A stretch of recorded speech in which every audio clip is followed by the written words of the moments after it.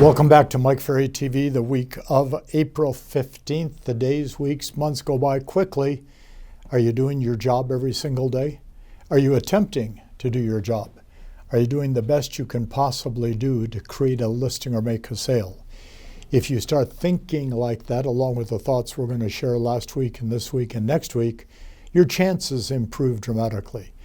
I have to tell you, I did my very first public seminar, I think it was probably 45 years ago.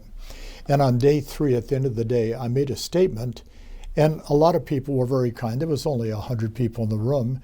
A lot of them applauded, which was very kind when I made the statement. And a lot of them looked at me with a look of dismay on their face.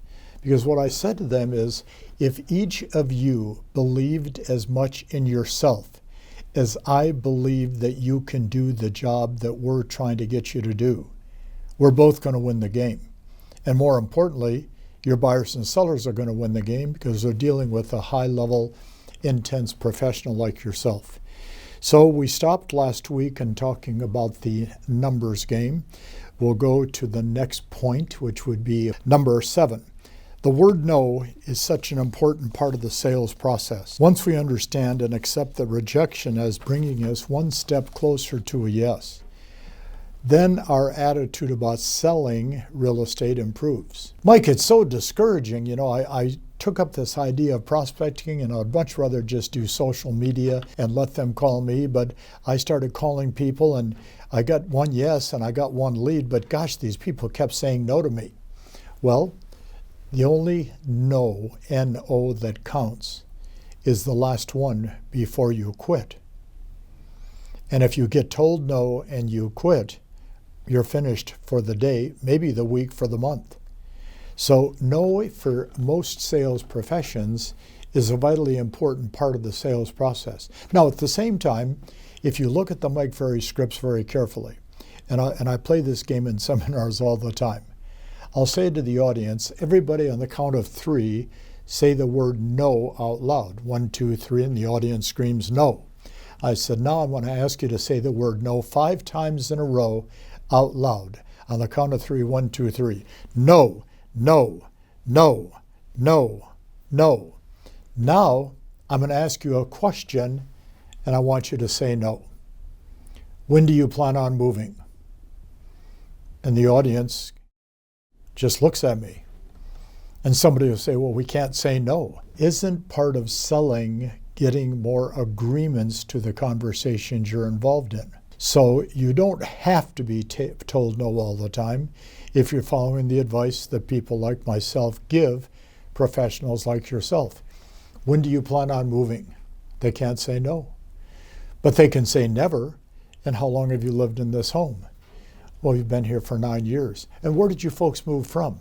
So you're creating a conversation where the word no is not part of the conversation. Point number 8, you need to believe in yourself more than you've ever believed in yourself in the past. If you look around your board of realtors, look around your city, the majority of agents virtually are not doing anything to list and sell property.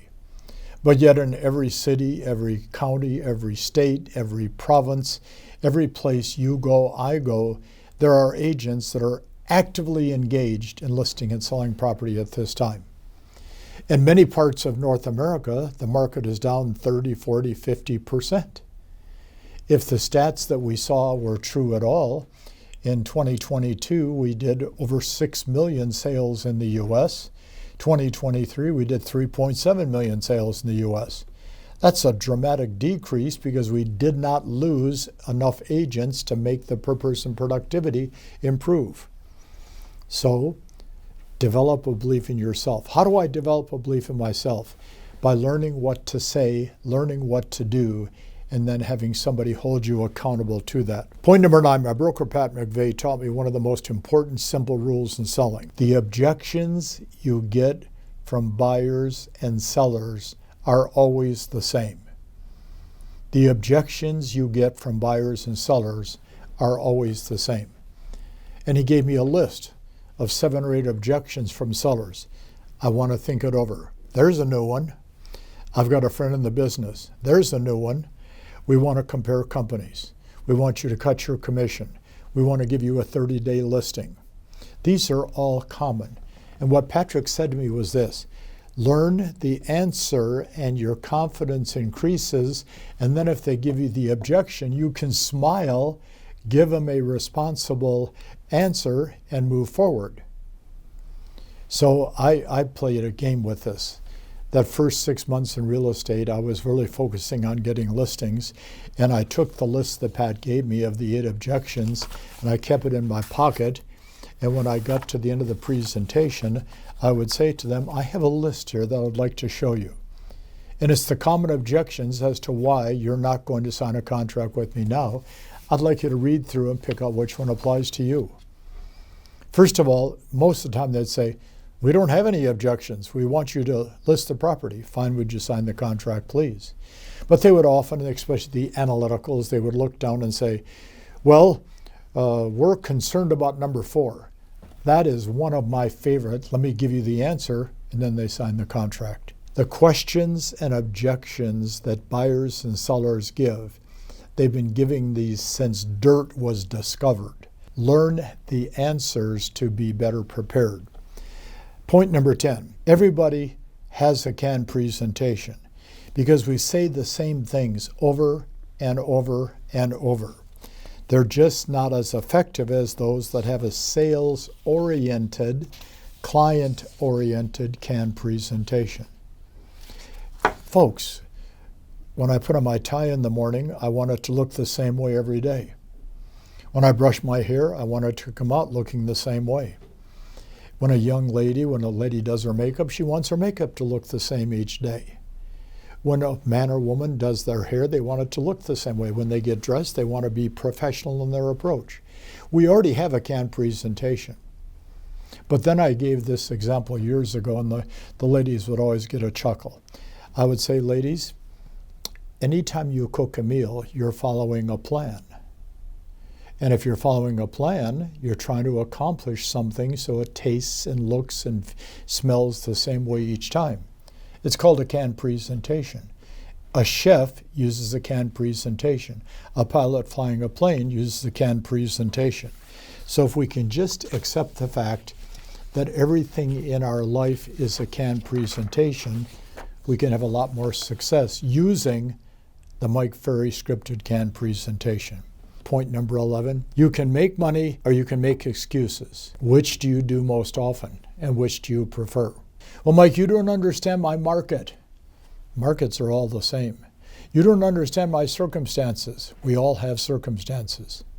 But you don't understand what's going on in today's market. Folks, I probably have a better understanding than you do because I'm involved with all the people doing the business all the time in today's market.